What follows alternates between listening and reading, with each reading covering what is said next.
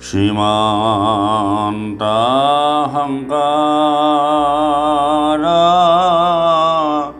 হরি ভকটর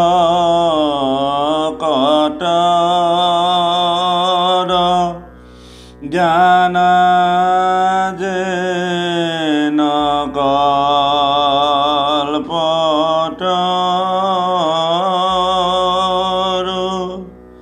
তাহান্ত বিনাই নাহি নাহি নাহি আমার পরম গুরু রাম আমার পরম গুরু। কৃষ্ণ শংকৰ গুৰু হৰি ৰাম ৰাম ৰাম। কৃষ্ণ পৰম ভক্তিভাজন মোৰ আজন্মৰ সেৱাৰ স্থলী নৰনাৰায়ণ স্বৰূপ আভমস্ত ভক্তিস্বৰূপ আইসকল, পৰম পবিত্ৰ দিব্য আত্মাধাৰী কণ কণ শিশুসকল, যুৱক যুৱতীসকল, জয় জয়তে আপোনাৰ সকলোৰে চৰণত এই পবিত্ৰ আসনৰ পৰা সেৱা আৰু শ্ৰদ্ধা আগবঢ়াইছোঁ। আপোনাসৱক আমি শ্ৰদ্ধা আৰু সেৱাৰে জনাব বিচাৰিছোঁ যে বৈকুণ্ঠৰ কল্পতৰুৰ ভাগৱত শাস্ত্ৰভাগী ইতিমধ্যে ধাৰাবাহিকভাৱে আমি চৰ্চা কৰি থকা হৈছে আৰু সেই অনুষ্ঠানৰ আপোনাসক একোজন একোজন পৰম ঈশ্বৰৰ একান্ত সেৱক। সেয়েহে আপোনাসৱৰ সংগত থাকি ভগৱন্তৰ অমৃতময় বাণী শ্ৰৱণ কীৰ্তন কৰি এই ভৱসংসাৰ যাতে আনন্দ মনে তৰি যাব পাৰোঁ তাৰ লক্ষ্য আগত ৰাখি আমি ধাৰাবাহিকভাৱে যি ভাগৱত অনুষ্ঠান চলাই থকা হৈছে আপোনাভাৱে জ্ঞাত তৃতীয় স্কন্ধৰ বিদুৰ উদ্ধৱ সংবাদ ইতিমধ্যে আমি পাঠ পৰ্যালোচনা কৰি থকা হৈছে। বিদুৰ উদ্ধৱ সংবাদ পাঠ পৰ্যালোচনাত আমি বিভিন্ন ধৰণৰ তত্ত্বগধুৰ কথা উপলব্ধি কৰিবলৈ সক্ষম হৈছোঁ। আপোনাভাৱে একাধিক্ৰমে শ্ৰৱণ কৰি আছে। যোৱা পাঠত আমি আলোচনা কৰা হৈছিল যে বিদুৰে হস্তিনাপুৰ ত্যাগ কৰি ওলাই গুচি আহিল। যিদিনা ধৃতৰাষ্ট্ৰই বিদুৰ মহামন্ত্ৰীক মাতি আনিছিল সৎ উপদেশৰ বাবে, কিবা এটা শাস্ত্ৰসন্মত উপদেশ বিচাৰিছিল আৰু বিদুৰে দুৰ্যোধনৰ সাক্ষাততে স্পষ্টভাৱে ধৃতৰাষ্ট্ৰক কৈছিল যে তোমাৰ যি পুত্ৰ এই পুত্ৰ দুৰ্জন আৰু এই দুৰ্জন পুত্ৰৰ সংগত থাকি তুমি উচিত অনুচিত বিবেচনা কৰিব নোৱাৰা হলা, ধৰ্ম অধৰ্মৰ কথা পাহৰি গ'লা। তুমি যদি মোৰ পৰা সৎ উপদেশ বিচাৰিছা তেন্তে মই তোমাক কম শাস্ত্ৰৰ সন্মতভাৱে যে দুৰ্জনৰ কথা কেতিয়াও গ্ৰহণযোগ্য হ'ব নালাগে। যিহেতুকে পাণ্ডৱ তোমাৰ ভাতৃৰ পুত্ৰসকল তোমাৰ ভতিজা, গতিকে এই হস্তিনাপুৰৰ ৰাজসিংহাসনৰ যি সম্পত্তি অধিকাৰ তেওঁলোকেও প্ৰাপ্য আৰু এই প্ৰাপ্যৰ পৰা তুমি বঞ্চিত কৰাটো তোমাৰ কোনো যুক্তিসংগত নাই। আৰু তুমি দুৰ্যোধনৰ যি মতি বা দুৰ্যোধনৰ যি চিন্তা চৰ্চা তুমি তাক প্ৰশ্ৰয় নিদি পঞ্চপাণ্ডৱক তেওঁলোকে বিচৰা মতে সম্পত্তিৰ অধিকাৰ সাব্যস্ত কৰিব লাগে, এই কথা বিদুৰে ধৃতৰাষ্ট্ৰক বুজনি দিছিল। কিন্তু ধৃতৰাষ্ট্ৰই তেতিয়া কৈছিল বা বিদুৰেও তেতিয়া কৈছিল ধৃতৰাষ্ট্ৰক যে তোমাক এনেধৰণে কোৱাৰ পাছত তুমি হয়তো ক'ব পাৰা যে তোমাৰ পুত্ৰ দুৰ্যোধনে এই কথা কোনো কাৰণতেই মানি নল'ব আৰু তেতিয়া তুমি শাস্ত্ৰৰ সন্মতভাৱে যে দুৰ্জন সন্তানক বা দুৰ্জন বা দুষ্ট বা অন্যায় অনীতি অধৰ্মী সন্তানক কেতিয়াও প্ৰশ্ৰয় দিব নালাগে। তুমি যদি দুৰ্যোধনে তোমাৰ উপদেশ নামানে তেন্তে তুমি তোমাৰ পুত্ৰ হ'লেও তেওঁক তুমি ত্যাগ কৰিব লাগে। এনে দুৰ্জন সন্তানক তুমি সংগত ৰাখি তুমি অধৰ্ম কৰি যাতে তোমাৰ জীৱন বৃথা নকৰা এই কথা শাস্ত্ৰৰ সন্মত। এনেধৰণে দুৰ্যোধনৰ সন্মুখত ধৃতৰাষ্ট্ৰৰ সন্মুখত বিদুৰে বহু ধৰণৰ শাস্ত্ৰৰ সন্মত কথা ক'লে, ন্যায়গত কথা ক'লে যদিও ধৃতৰাষ্ট্ৰ নিমাত আৰু দুৰ্যোধনে এই কথা শুনাৰ পাছত অগ্নিত যেনেকৈ ঘিউ দিলে জ্বলি আহে, ঠিক তেনেকৈ জাজ্জল্যমা অৱস্থাত দুৰ্যোধনৰ খঙেৰে দুষাখন শকুনিৰ সহিতে বিদুৰক সেই ৰাজ্যৰ পৰা বাহিৰ কৰি দিলে আৰু বিদুৰেও তেওঁ হাতত লৈ যোৱা ধনুখন নিজৰ দুৱাৰ মুখতে ৰাখি তেওঁ তীৰ্থ ভ্ৰমণৰ কাৰণে গুচি আহিলে। আৰু তীৰ্থ ভ্ৰমণলৈ আহি বিভিন্ন তীৰ্থ তেওঁ দৰ্শন কৰিলে। আচলতে সনাতন পৰম্পৰাত যদিও গৃহস্থী ধৰ্মখনেই তীৰ্থৰ সদৃশ বা গৃহস্থী ধৰ্মতেই তীৰ্থ গংগা স্নান কৰিব পাৰি, তথাপিতো বিদুৰে নিজৰ ৰাজ্য নিজৰ ভাতৃ ত্যাগ কৰি তীৰ্থ ভ্ৰমণৰ কাৰণে গুচি গ'ল। আচলতে তীৰ্থ বুলি যদি ভাবোঁ আমি, বা তীৰ্থৰ যদি পৰমাৰ্থী অৰ্থ হয়, তীৰ্থ মানে এক জলৰাশি। ভাৰতবৰ্ষৰ বিভিন্ন তীৰ্থ আছে, গংগা, যমুনা, গোদাবৰী, নৰ্মদা, সিন্ধু, কাবেৰী ইত্যাদি 11খন তীৰ্থ তেওঁ দৰ্শন কৰিছিল, 11খন তীৰ্থত স্নান কৰিছিল। আচলতে তীৰ্থ হ'ল এক নদী, সেই নদীৰ যি জলৰাশি, সেই জলৰাশিৰ যি উপত্যকা বা তীৰ্থ, যাক ক্ষেত্ৰ বুলি কোৱা হয়। তীৰ্থ মানে নদী, আৰু নদীৰ পাৰৰ যি অংশ তাক ক্ষেত্ৰ বুলি কোৱা হয়, অৰ্থাৎ তীৰ্থ ক্ষেত্ৰ।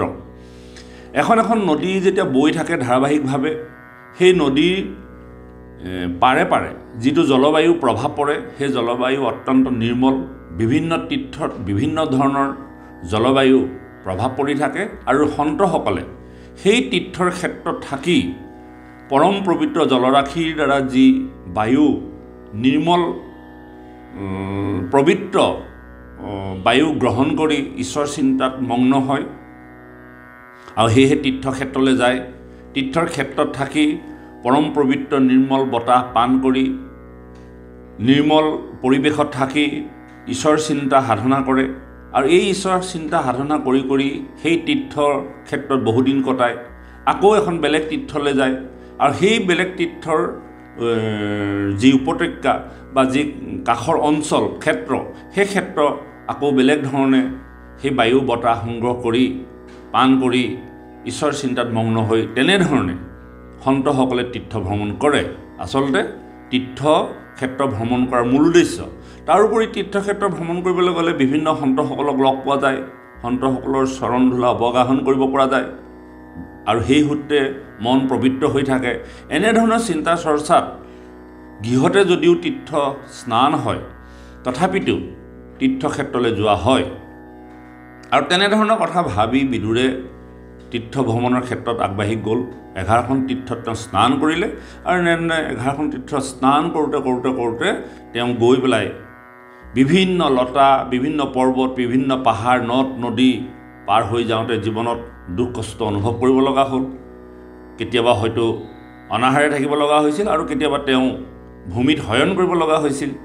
এনেধৰণে কষ্ট স্বীকাৰ কৰি ভগৱন্তৰ চৰণ লক্ষ্য কৰি তেওঁ মনত ভগৱন্তৰ ৰূপ হৃদয়ত ধৰিছিল, আৰু য'তেই ভগৱন্তৰ বা দৌলবিলাক দেখিছিল তাতে তেওঁ প্ৰণাম জনাইছিল, আৰু প্ৰণাম জানাই ভগৱন্তৰ ৰূপ হৃদয়ত ধাৰণ কৰি মুখে ভগৱন্তৰ গুণানুকীৰ্তন কৰিছিল। যদিও হস্তিনাপুৰ এৰি গৈছিল, ভগৱন্তৰ গুণ যশ তেওঁ পাহৰিব পৰা নাছিল।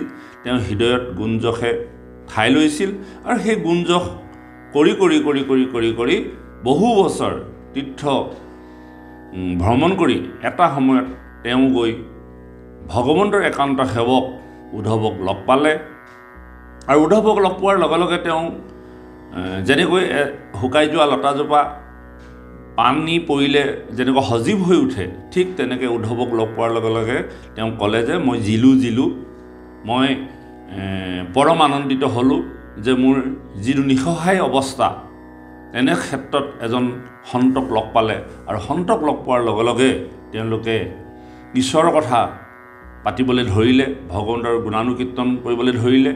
অৰ্থাৎ সন্তসকলে সন্তসকলক লগ পালে সৰ্বদা গ্ৰাম্য কথাৰ বাদে অন্য গ্ৰাম্য কথা বাদ দি ঈশ্বৰৰ কথা চৰ্চা কৰে।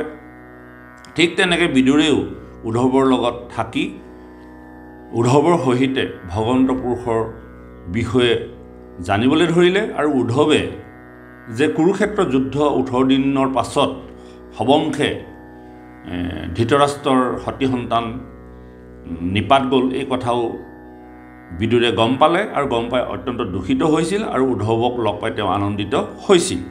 এইখিনিলৈকে আমি যোৱা পাঠটিত পৰ্যালোচনা কৰিছিলোঁ। আজি আমি উদ্ধৱ আৰু বিদুৰৰ মাজত কেনেধৰণৰ কথোপকথন হৈছিল তাৰ এটা আভাস আমি পদৰ বন্ধে চৰ্চা কৰোঁ বা আগবাঢ়িব বিচাৰিছোঁ। কৃষ্ণ। বিদুৰ উদ্ধৱ সংবাদ 3 অধ্যায় পদ। হে ৰাম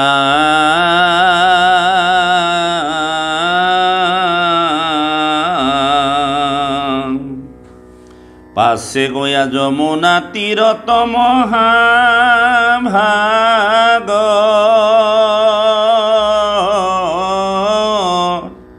পৰম মহন্ত উদ্ধৱক পাইলা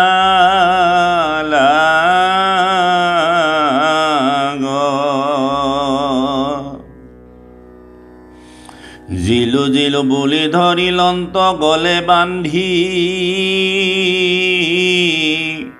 পুছিলে ক গোবিন্দৰ কথা কান্দি কান্দি। বিদুৰে বিভিন্ন তীৰ্থ পৰিভ্ৰমণ কৰাৰ পাছত তেওঁ যমুনাৰ পাৰত উপস্থিত হ'ল আৰু যমুনাৰ পাৰত উপস্থিত হৈ তেওঁ মহামহন্ত উদ্ধৱক লগ পালে আৰু লগ পাই তেওঁ জিলু জিলু বুলি গলত ধৰি পেলাই উচুপি উচুপি কান্দিবলৈ ধৰিলে আৰু গোবিন্দৰ কথা জানিবলৈ বিচাৰিলে। হে ৰাম যাদৱ পাণ্ডৱ দুই কুলৰ কুশল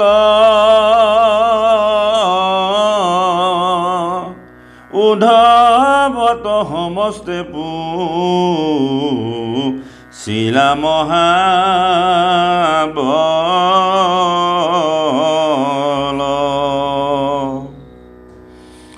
উদ্ধৱে কৃষ্ণক মনে স্মৰি প্ৰেম ভাবে পূৰ্বাপৰ কথা যত কৈলা হেহি ঠাৱে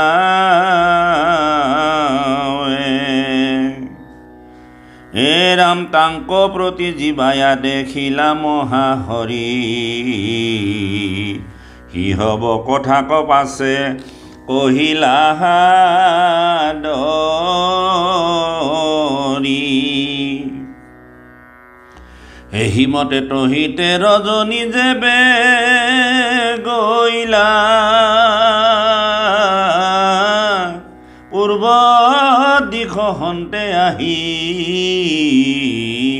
সূৰ্যোদয় ভইলা।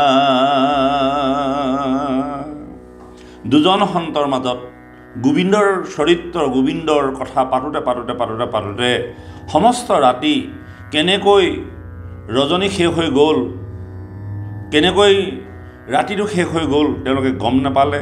আৰু পূৰ্ব দিশত যেতিয়া সূৰ্য উদয় হ'ল আৰু সূৰ্য উদয় হোৱাৰ লগে লগে তেওঁলোকে দুইজনে দুইজনক এৰি পেলাই নিজৰ নিজৰ স্থানলৈ আকৌ পুনৰ গতি কৰিলে।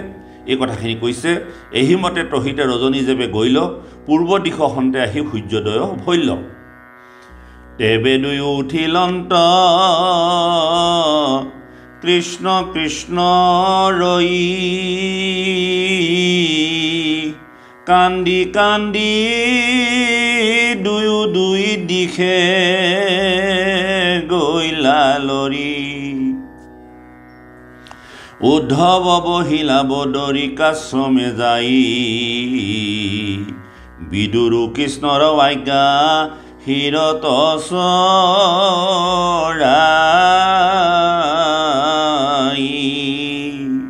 ভগৱন্তৰ নিৰ্দেশ পালন কৰি উদ্ধৱে বদৰিকাশ্ৰমলৈ গতি কৰিলে। আৰু ভগৱন্ত পুৰুষৰ যেতিয়া 125টা বছৰ অতিক্ৰম কৰি বৈকুণ্ঠগামী হ'ল মহামতী উদ্ধৱে ভগৱন্তৰ কাষৰ পৰা আহিবলৈ কোনোপধ্যে বিচৰা নাছিল। সেই সখা সেই মোৰ পৰম আৰাধনাৰ স্থল তুমি যেতিয়া বৈকুণ্ঠগামী হবা তোমাৰ লগতে মোকো লৈ যোৱা। আৰু ভগৱন্ত পুৰুষে উদ্ধৱক বুজাই কৈছিল তুমি আৰু মই যদি গুচি যাওঁ তেতিয়াহ'লে জগতত অনৰ্থ হ'ব, গতিকে মই যাওঁ তুমি থাকা। অৰ্থাৎ ভগৱন্ত পুৰুষৰ লগত যি উদ্ধ ভাৱনা তাকে উদ্ধৱ বুলি মহাসন্ত মহন্তসকলে ক'বলৈ বিচাৰে। আমাৰ যি উদ্ধ ভাৱনা, আমি গুচি গ'লেও এই জগতত আমাৰ যি উদ্ধ ভাৱনা উদ্ধ চিন্তা এইখিনি থাকিব। সেইকাৰণে ভগৱন্ত পুৰুষ যোৱাৰ পাছত ভগৱন্তৰ গুণ কীৰ্তন এই জগতত প্ৰচাৰ কৰিবৰ কাৰণে যিটো ভাৱনা উদ্ধমুখী এই চিন্তা উদ্ধৱৰ জৰিয়তে প্ৰকাশ কৰিছে। আৰু ভগৱন্ত পুৰুষ বৈকুণ্ঠগামী হোৱাৰ লগে লগে ভগৱন্ত পুৰুষৰ কাষৰ পৰা আহিবলৈ নিবিচৰাত অৱশেষত ভগৱন্ত পুৰুষৰ পাদুকাজুৰিকে মহামতী উদ্ধৱে লৈ আহিল। আৰু লৈ আহি তেওঁ নিৰ্দেশ দিছিল যে তুমি বদৰিকাশ্ৰমলৈ গতি কৰা। অৰ্থাৎ বদৰিকাশ্ৰম যি স্থানত ভগৱন্ত পুৰুষে বৈকুণ্ঠগামী হৈছিল সেই সাগৰৰ পৃষ্ঠৰ পৰা বদৰিকাশ্ৰমলৈ যথেষ্ট উচ্চ অৰ্থাৎ ঊৰ্ধ্বমুখী, বহুখিনি ওপৰলৈ আছে হিমালয় পৰ্বতৰ নামনি কাষত। আৰু সেই কথাৰ পৰা আমি বুজিব পাৰোঁ যেতিয়া ভগৱন্ত পুৰুষৰ সান্নিধ্যত আমাৰ ভাৱনাবিলাক ঊৰ্ধ্বমুখী হয় আমি সদায় ঊৰ্ধ্বফালে বা উত্তৰমুখে গমন কৰা হয়। আজি উদ্ধৱকো ভগৱন্ত পুৰুষে নিৰ্দেশ দিছে যে তুমি অতি সোনকালে বদৰিকাশ্ৰমলৈ গুচি যোৱা, গৈ মোৰ নাম যশ তুমি জগতত প্ৰচাৰ কৰা। আৰু এনেকৈ আহি থাকোঁতেই বিদুৰে তীৰ্থভ্ৰমণ কৰি থাকোঁতে উদ্ধৱক লগ পালে। আৰু উদ্ধৱক ভগৱন্ত পুৰুষে কৈছিল যে হে উদ্ধৱ, মই যাবৰ সময় হ'ল, মৈত্ৰেয়ক মই লগ পালোঁ, তোমাক লগ পালোঁ, কিন্তু বিদুৰ দূৰতে থাকি গ'ল। যদি কেনেবাকৈ তুমি বিদুৰক লগ পোৱা তেন্তে মোৰ কথা ক'বা। আৰু আমাৰ যি আন্তৰিকতা, মোৰ একান্ত ভকত, তেওঁক যে লগ নাপালোঁ, তেওঁ লগ নোপোৱাৰ কাৰণে যে মোৰ জীৱনত দুখ হৈছিল, এই কথাও তুমি উপলব্ধি কৰোৱাবা। এই বুলি যেতিয়া নিৰ্দেশ দিছিল উদ্ধৱক, আৰু উদ্ধৱে যেতিয়া বিদুৰক লগ পালে ভগৱন্ত পুৰুষে কেনেকৈ বৈকুণ্ঠগামী হৈছিল, কুৰুক্ষেত্ৰ যুদ্ধৰ সমাপ্তিৰ পাছত দ্বাৰকাত আহি কেনেকৈ যদুকুল নাশ হৈছিল, এই সমস্তখিনি বিদুৰৰ আগত বিৱৰি ক'লে। আৰু এনেধৰণে কওঁতে গোটেই ৰাতি শেষ হৈ গ'ল। আৰু যেতিয়া পূৰ্ব দিশৰ সূৰ্য উদয় হ'ল আৰু জয় কৃষ্ণ বুলি উদ্ধৱে বদৰিকাশ্ৰমলৈ গতি কৰিলে।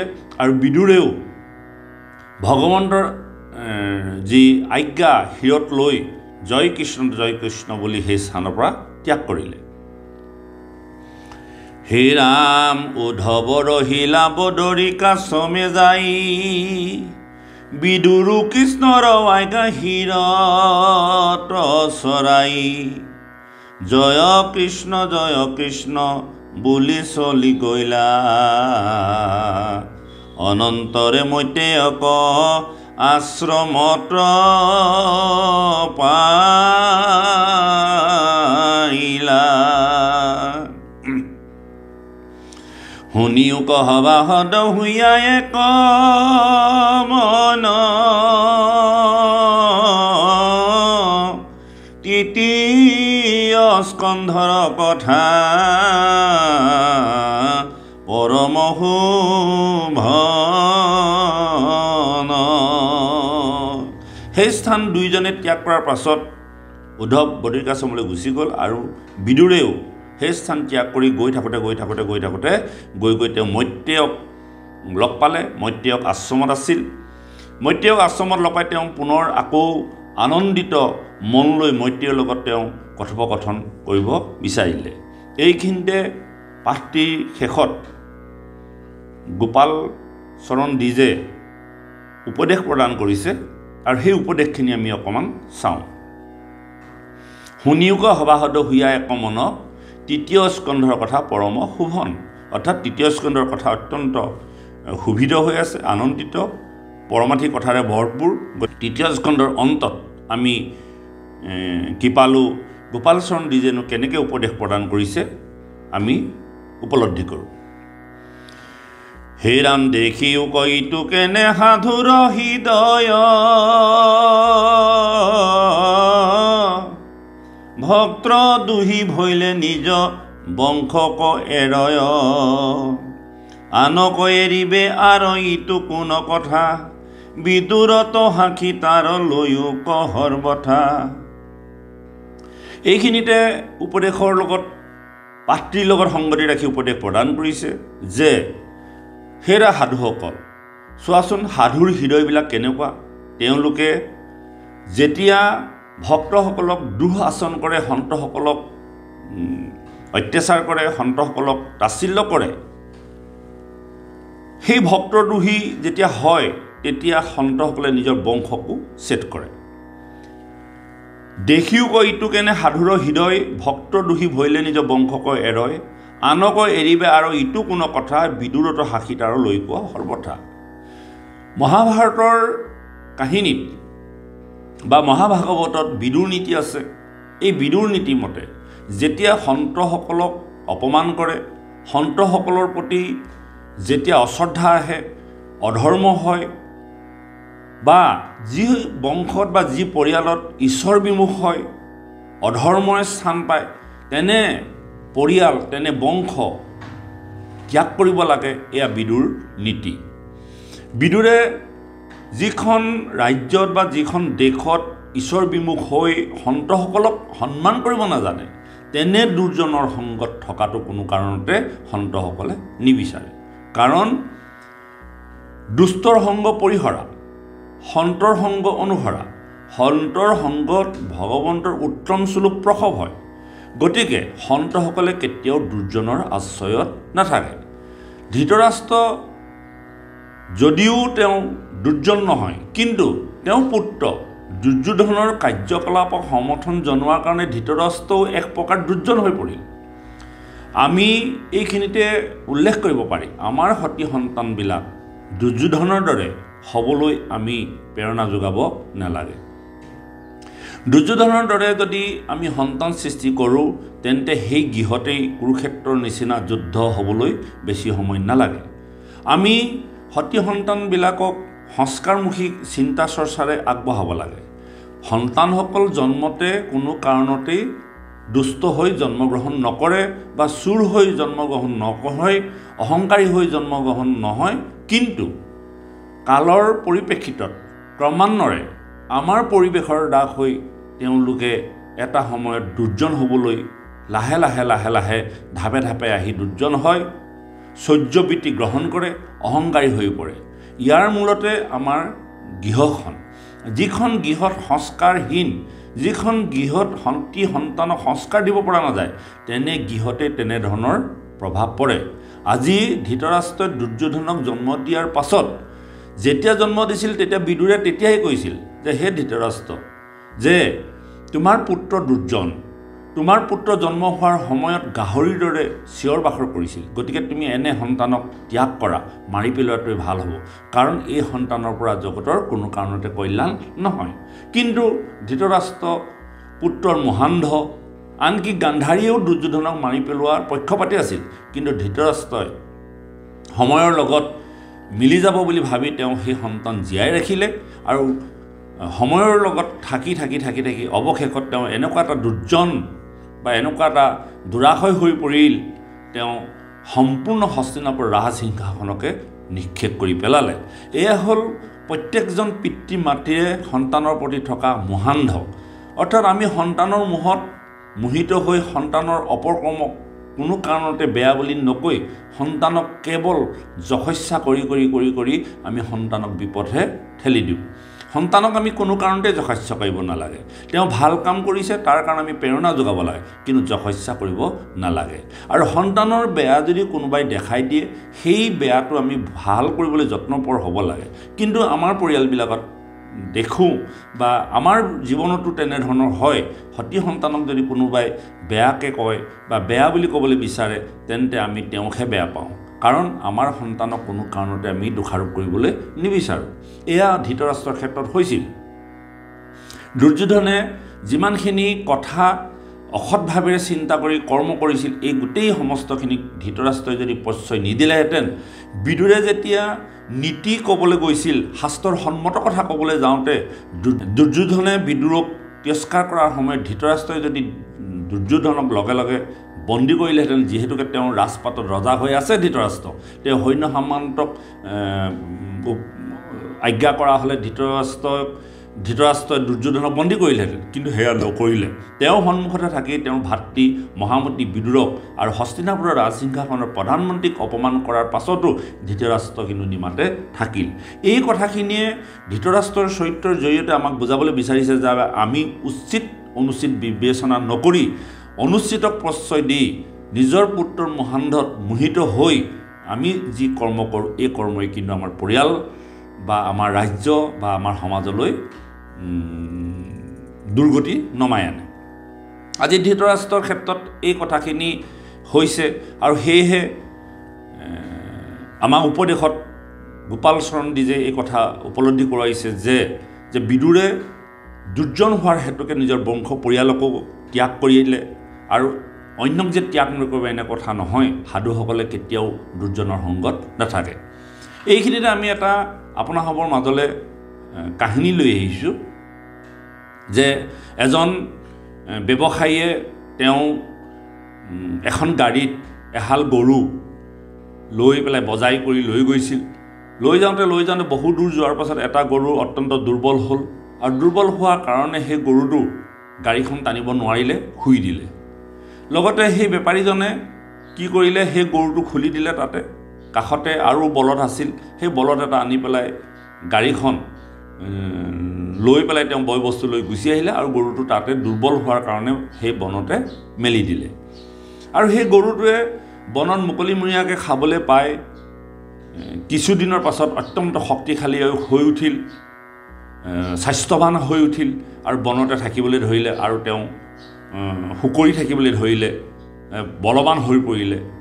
আৰু সেই বনত থকা শিয়ালবিলাকে সেই গৰুটোক লক্ষ্য কৰি দেখিলে যে এটা স্বাস্থ্যৱান গৰু, ইয়াক খাব পৰা হ'লে ভাল আছিল।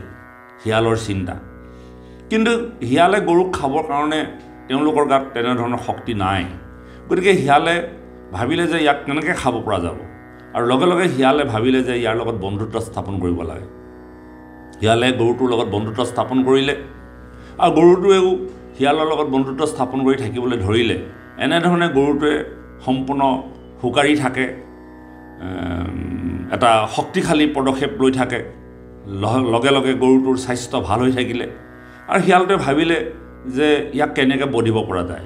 আৰু লগে লগে শিয়ালটোৱে গৈ সিংহক ক'লেগৈ, হে মহাৰাজ, হে বনৰ ৰজা, যে তুমি যে এই বনৰ ৰজা, ইয়াত এটা জীৱ আহিছে, সেই জীৱটো অত্যন্ত শক্তিশালী হৈ শুকৰি আছে বা শুকাৰি আছে, যে তোমাৰ ৰাজসিংহাসন ল'ব, তোমাৰ আসন ল'ব।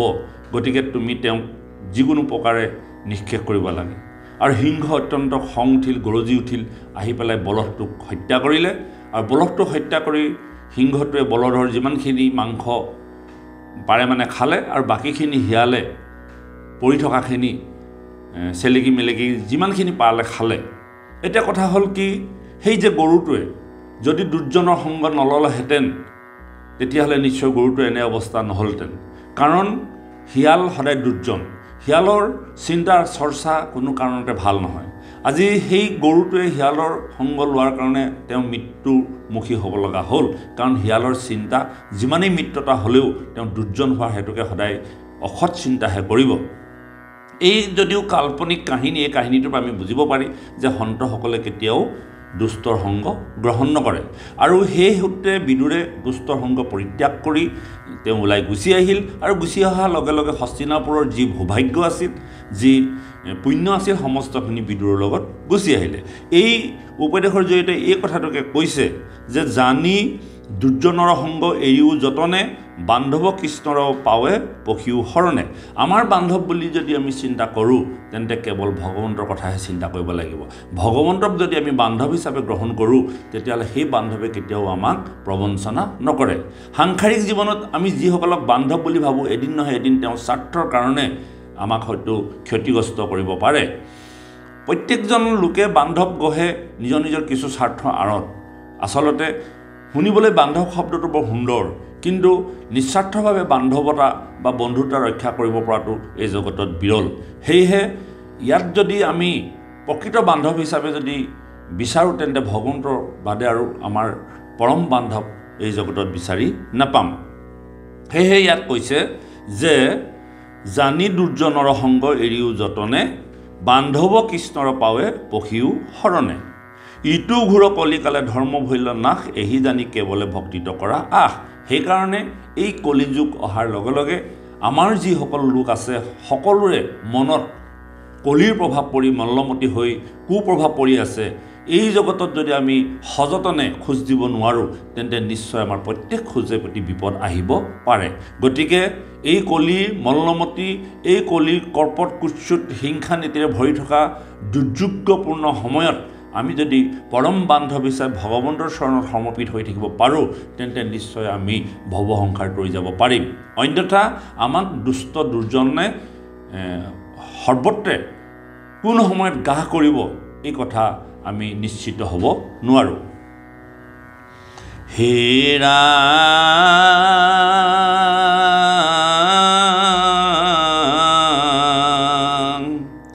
হৰি পৰায়ণ ভৈল যিটো নৰচয় তাৰাহে কৃতাৰ্থ হুৱে নাহি কে সংশয় সাধু সংগ লয়া কৰা শ্ৰৱণ কীৰ্তন এহিহে কেৱলে ভক্তি কৰিবে তাৰণ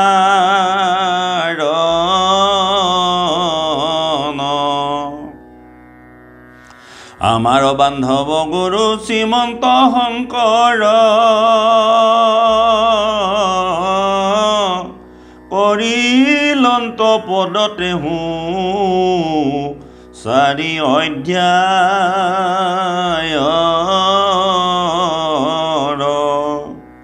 হিতু বচন কমই মনে আদৰিলো এতেকে ঈশ্বৰ কথা সংক্ষেপে কহিলো সেইকাৰণে পাঠটিৰ লগত সংগতি ৰাখি গোপাল চন্দীজে কৈছে যে মোৰ পৰম বান্ধৱ শ্ৰীমন্ত শংকৰ গুৰুজনা আৰু সেই গুৰুজনাৰ উপদেশ মানি তৃতীয় স্কন্ধৰ বিদুৰ উদ্ধৱ সংবাদ পদ নিবন্ধিলোঁ 4টি অধ্যায় আৰু এই 4টি অধ্যায় নিবন্ধিবলৈ যাওঁতে যদি কোনোবাখিনিত মোৰ বচনত দুখ ক্ৰুটি ৰৈ গৈছে সমস্তখিনি যাতে ভগৱন্তই ক্ষমা কৰি দিয়ে এই কথা গোপাল চন্দীজে পাঠটিৰ জৰিয়তে ক'বলৈ বিচাৰিছে এহি জানি মোৰ হবে দুখ পৰি হৰি হৰি কথা বুলি আকৌ শুনা কৰ্ণবৰী গোপাল চৰণে কহে গতি মোৰ নাম উচ্চ কৰি সৰ্বলোকে বোলা ৰাম ৰাম কৃষ্ণ হৰি ৰাম হৰি গতিকে গোপাল চন্দীজে পাঠটি সমাপ্তিত উপদেশৰ জৰিয়তে তেখেতৰ নিজৰ ভুলৰ ক্ষমা বিচাৰিছে এয়া সন্তসকলৰ লক্ষণ সন্তসকলে সৰ্বদা নিজক উচ্চ কৰি নাৰাখে দাস্য ভক্তিৰে চিন্তা ভাৱনা কৰে সেয়েহে তেওঁ কৈছে যে এহি জানি মূৰ হবে দুখ পৰি হৰি হৰি কথা বুলি আকৌ শুনা কৰ্ণভৰি মই যিখিনি কথা কৈছোঁ এয়া আচলতে হৰি কথা বুলি তোমালোকে কৰ্ণভৰি শ্ৰৱণ কৰিবা আৰু গোপাল চৰণে কৈছে যে উচ্চ কৰি সৰ্বলোকে বোলা ৰাম ৰাম উচ্চ কৰি ৰাম উচ্চাৰণ কৰি এই কলি কালত ভৱসংসাৰ তৰি যাব বাবে সেৱা ধৰিছে কৃষ্ণ শংকৰ গুৰু হৰি ৰাম